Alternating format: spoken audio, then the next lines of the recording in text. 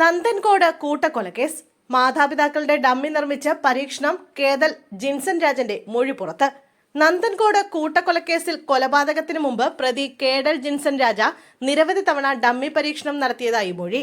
Cyber cell SI പ്രശാന്താണ് case പരിഗണിക്കുന്ന 6ാം additional sessions കോടതിയിൽ മൊഴി നൽകിയത്.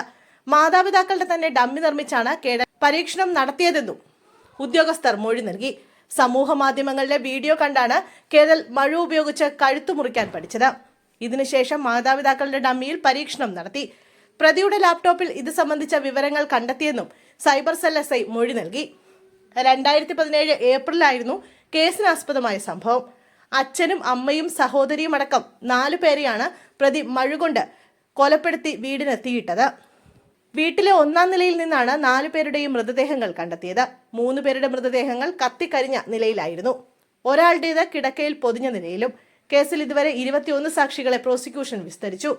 ആത്മാവിന് ശക്തിയേകാനാണ് കൊലപാതകങ്ങൾ ചെയ്തതെന്നായിരുന്നു കേതലിന്റെ ആദ്യ മൊഴി. 10 വർഷങ്ങളിലേറെയായി കുടുംബാംഗങ്ങൾ അറിയാതെ സാത്താൻ സേവ നടത്തുകയായിരുന്നു എന്ന് കേതൽ ജിൻസൺ പോലീസിന് മൊഴി നൽകിയിരുന്നു.